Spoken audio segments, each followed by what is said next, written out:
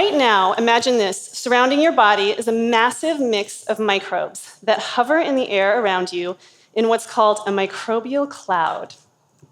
This includes microbes like bacteria, yeast, skin cells, cells from your gut that come out of unspeakable places. And every time you move or breathe, these cells shoot into the air around you and are exchanged with everyone in your vicinity. At a microbial level, we're really up close and personal right now. Feels kind of weird, right? But what if you don't know who you truly are, and you are made up largely of not you elements? It turns out there's as much bacteria in the human body as there are human cells. There are about 10,000 species of microbes living in you right now, which includes bacteria, viruses, fungi. And on your face right now is a festive community of face mites that can't be scrubbed off. Basically, we're each our own walking ecosystem, and we're constantly exchanging elements with the other ecosystems in our vicinity. And how does that change the way you think about your own individual identity?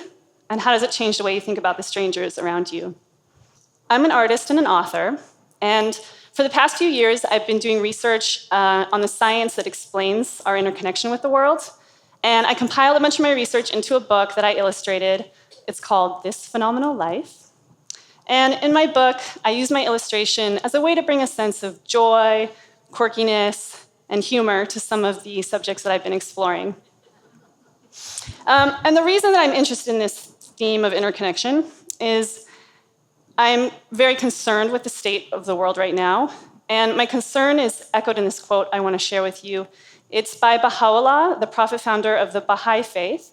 And he said this over 100 years ago, but I still find it so relevant today.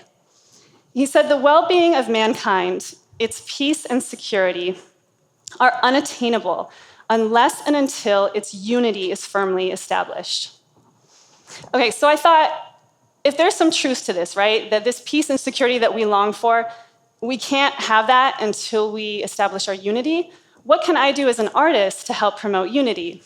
And so I started my book project with the idea that the more we're all collectively aware with how we are essentially interdependent with each other and interdependent with all life on Earth, the more we realize, first of all, who we truly are. And second of all, the more we have an urgency to work for the betterment of the world, because we realize the world is really just an extension of ourselves, right? And that's what's been so cool about what I've been researching, is that there are countless ways that we're connected with each other, unseen ways that we're connected with the wild and mysterious processes of the universe. It doesn't matter who we are. It doesn't matter what we're doing. For example, we are each literally made of stardust.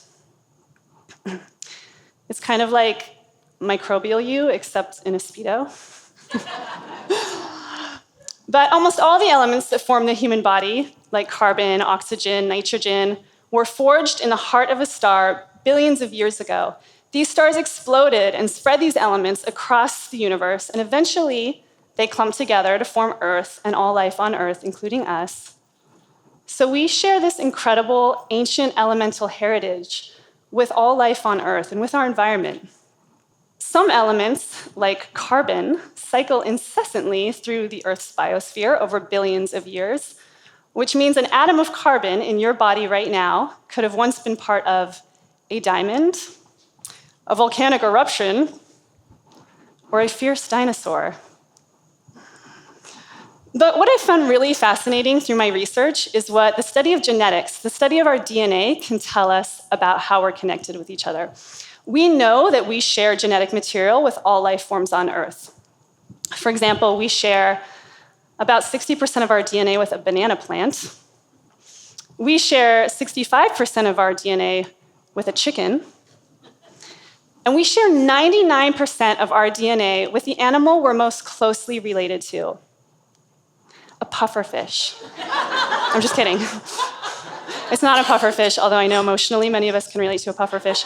It's chimps and bonobos. And despite the great diversity of our ethnicities, of our cultures, our diversity of our physical traits, we are all 99.9% the same, genetically speaking. And what's more, is humans are all related to each other. Geneticists can track everyone's family lineage through their mother's side to a single common shared female ancestor who's known as the mitochondrial Eve. So this means all of us here are mothers, and so on for a long time. Mother was a woman who lived in what's now called Angola, Africa, and she's estimated to have lived about 200,000 years ago. So this wasn't the first person on Earth. There was other people alive at this time. This just happens to be someone that geneticists can track us to through a genome that's in the mitochondria of our cells. But what this means is that everyone on Earth are great-granddaughters and great-grandsons of this ancient African ancestor. We're all part of an extended African family.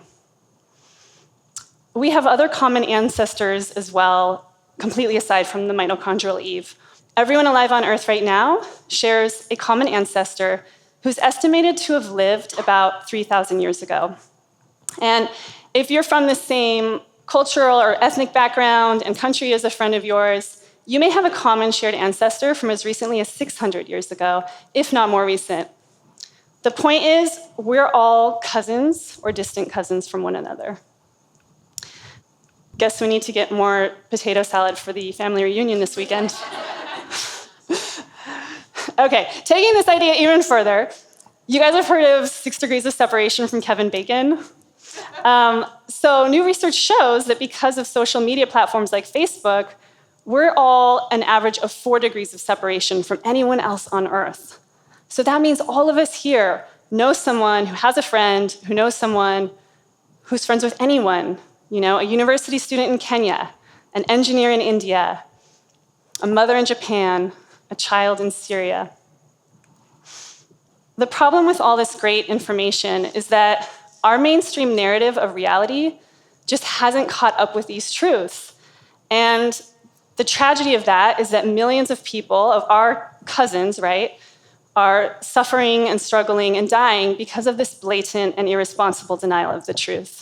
I think if we look at any social injustice happening in the world, you know, this rise in violent nationalism, the legacies of colonialism and slavery that cause so much racial disparity to this day, any genocide, I mean, any social injustice, the roots of that issue are in a worldview that's fragmented and distorted and delusional and really in denial of the fact that we are one human family. But the good news is that ideas can change and worldviews can change, and they are changing. And maybe that's the spirit of this global era that we find ourselves in right now, that we have these indisputable scientific proofs of our oneness, and we have the ability to apply that knowledge and try and better the world.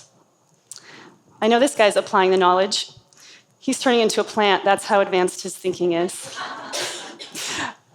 Anyway, now that we're all hyper aware of our interconnection with each other, our close degrees of social connection, I propose that we let our thoughts become words, our words become actions, and in this vast web of interconnection with all life on Earth, let's never underestimate the power of our efforts towards love, justice, and unity.